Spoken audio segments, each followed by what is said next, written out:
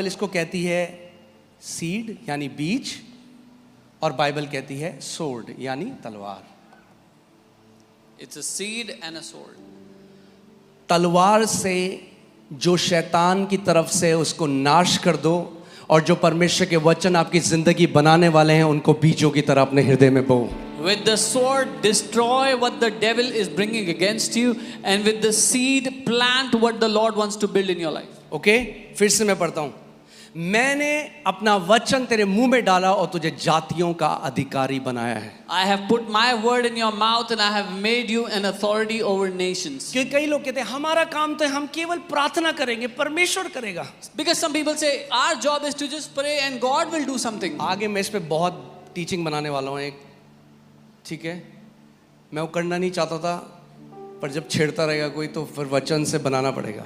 I'll give teachings on this. I didn't want to do this, but I'll have to do it. ये सारे लोग Calvinist हैं, आपको पता होना चाहिए कैल्विनिज्म। कैल्विनिस्ट वो लोग हैं जो मानते हैं जो पृथ्वी पे हो रहा है वो परमेश्वर कर रहा है। You should know all these people are Calvinists, and Calvinists they believe whatever is happening on the earth, God is doing it.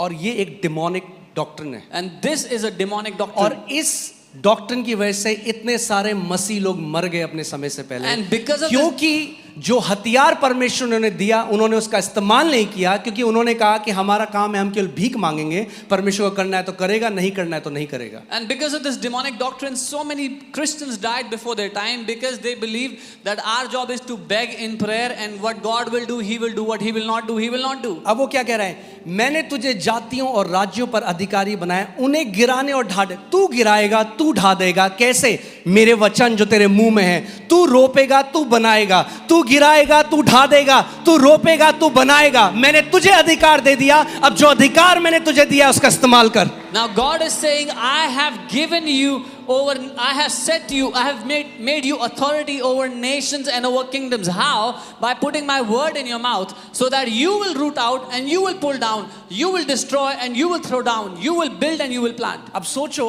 अगर एक लड़ाई के बीच में और मैं नहीं चाहता मेरे बच्चे लड़ें, Now think about it. If I'm in the middle of a battle and I don't want my kids to fight, तो मैं उन्हें कभी हथियार नहीं दूंगा। I will never give them weapons. मैं लड़ूंगा हथियार उनके लिए। I will fight with the weapons. मगर अगर मैं अपने बच्चों को हथियार दे रहा हूं, इसका मतलब मैं चाहता हूं मेरे बच्चे भी मेरे साथ उस लड़ाई में योगदान दें। But if I give weapons to my children, that means I want my children to also take part in this war. पौलुस कह रहा है क्योंकि हम एक आत्मिक मल्लयुद्ध में हैं, आत्मा की तलवार को उठा लो भैया। Paul is saying because we are in the middle of a warfare, take up the sword of the spirit. तभी अधिकार ले पाओगे। Only then can you take authority. Okay, so काट डालने के लिए To chop